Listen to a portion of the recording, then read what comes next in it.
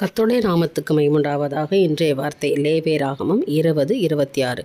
நீங்கள் என்னுடையவர்களாக இருக்கும்படிக்கு உங்களை மற்ற ஜனங்களை விட்டு பிரித்தெடுத்தேன். விசுவாசிக்கிறவங்க ஆமேன்னு சொல்லுங்கள். நான் உங்களை பிரித்து எடுத்திருக்கேன், உங்களை நான் ஆசீர்வதிக்கத்தான். ஏன் நான் உங்களை பிரித்து எடுத்திருக்கேன்னு சொன்னேன். மற்றவர்களை விட்டு, அந்நிய ஜாதிகளை விட்டு, அவிசுவாசிகளை விட்டு உங்களை நான் பிரித்து எடுத்திருக்கேன். நீங்கள் என்னுடையவர்களாக இருக்கும்படிக்கு தான், நீங்கள் என்னுடைய பிள்ளைகளாக வாழும்படிக்கு தான் நான் உங்களை பிரித்து எடுத்திருக்கேன். ஏனென்றால் கர்த்தராகிய நான் பரிசுத்தராக இருக்கிறபடியினாலே நீங்களும் எனக்கேற்ற பரிசுத்தவான்களாக இருப்பீர்களாக. ஆண்டவர் விரும்புகிறது பரிசுத்தத்தை தான். அதனால தான் பரிசுத்தமாக வாழறதுக்கு தான் பிரித்து எடுக்கிறார். நம்மளை சுற்றி இருக்கிற எல்லா அந்நிய அக்கினியை நம்ம விட்டு விலக்கி நம்மளை பிரித்தெடுத்து இன்றைக்கு தேவன் ஆசீர்வதிக்கிறவராக இருக்கிறார். அவர் தேவன் சொன்னபடியே ஆசீர்வதிப்பார். அவர் ஒரு நாளும் நம்மளை விட்டு விலகிற தேவன் அல்ல.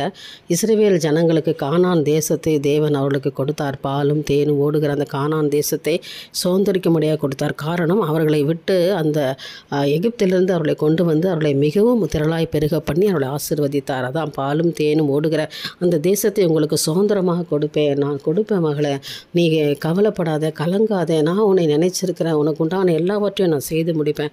காரணம், நீங்கள் எனக்கு ஏற்றவர்களாக இருக்கும்படி மற்ற ஜனங்களை பிரித்து எடுத்தனால கர்த்தருக்கு முன்பாக நீங்கள் பரிசுத்தமாய் ஆராதித்து ஜெபித்து அவருடைய வார்த்தைக்கு கீழ்ப்படிந்து அவரையே நோக்கி பாருங்கள். உங்கள் வாழ்க்கையை கர்த்தர் மாற்றுவார். என் தேவனுக்கே மகிமை உண்டாகட்டும். ஆமேன்.